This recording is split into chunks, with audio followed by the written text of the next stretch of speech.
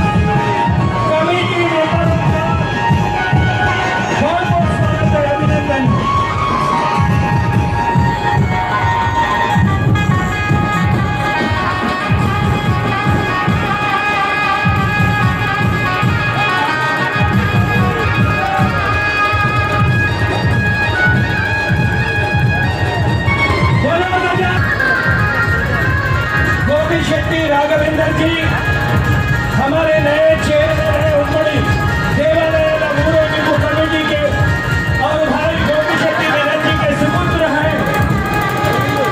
बहुत बहुत धन्यवाद भाई दिनेश भाई, आप सारे टीम का बहुत बहुत अभिनंदन।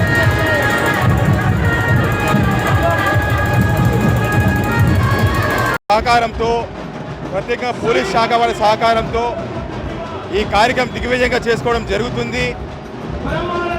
ప్రజలు కూడా బ్రహ్మరథం పడుతున్నారు. వేలాది సంఖ్యలో ప్రజలు కాశీ విశ్వనాథ్ మందిరం నుండి లాల్ దర్వాజా మోడ్ వరకు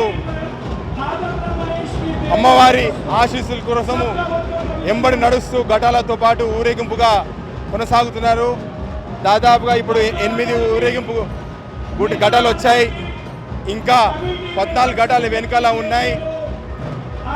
ప్రజలందరూ ఈ బోనాల పండుగ సందర్భంగా మీరు ఓల్డ్ సిటీలో ఉన్న ఆలయాలను సందర్శించి అమ్మవారి ఆశీస్సులు పొంది మీరు క్షేమంగా ఉండాలి, మీతో పాటు మనమందరం క్షేమంగా ఉండాలని మనస్ఫూర్తిగా కోరుకుంటూ అమ్మవారికి బోనాలు సమర్పించడానికి మనం చేసుకుంటున్నాం.